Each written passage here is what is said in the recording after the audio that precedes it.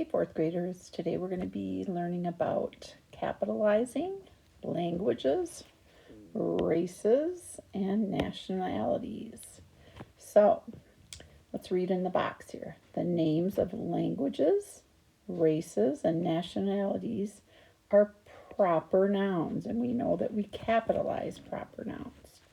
They're always capitalized. So they're going to give us some examples of each one of those. So the first one is languages. So just like English, Spanish, and then they give all these different ones. Quechua, I don't even know how to pronounce that one. Arabic and Swahili.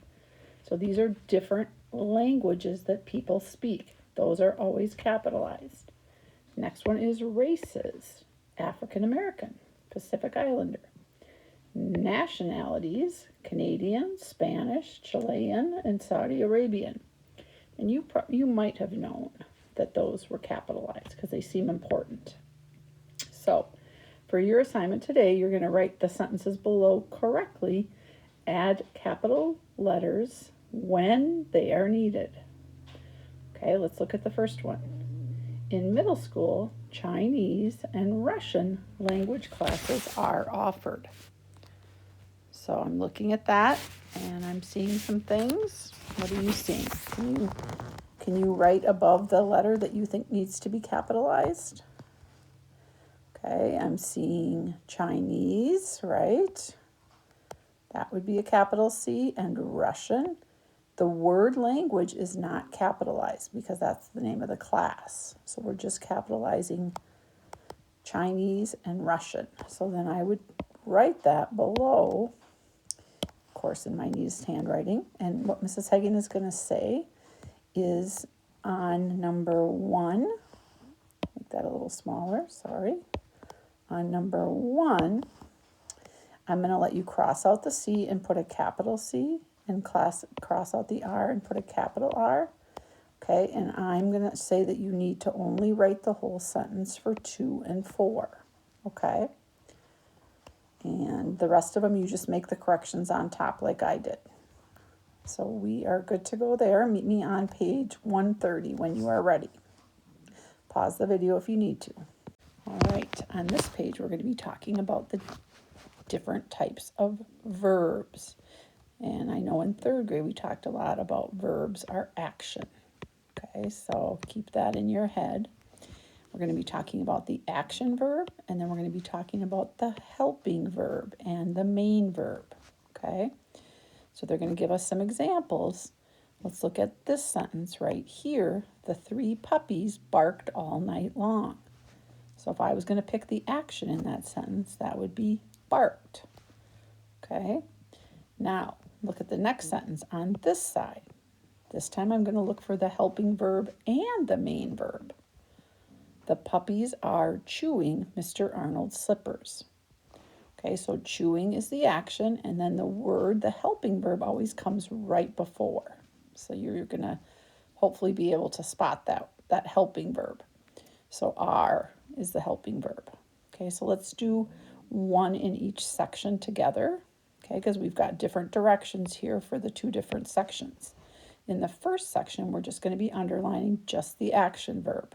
Okay, just like we did in this section up here. So let's read the first one. Mom got the puppies at a shelter. What's the action in that sentence? See if you can underline it before me. Okay, the action is got. That's the process of her doing it. That's the action. Okay, so I want you to look for just one action verb in each of the rest of those sentences. Okay, then when you get down to number 5 through 8, you're going to underline the helping verb and the main verb, just like we did up here. Let's do one of those together. Jamie is reading an article about screech owls. So look for the verb first. Where's the action? And then once I find that, I know to go to the word before for the helping verb. Okay? So it says to underline the helping verb once and the main verb twice. So find the main verb, that's the action in that sentence, and I'm going to underline that twice. Okay, hopefully you picked reading.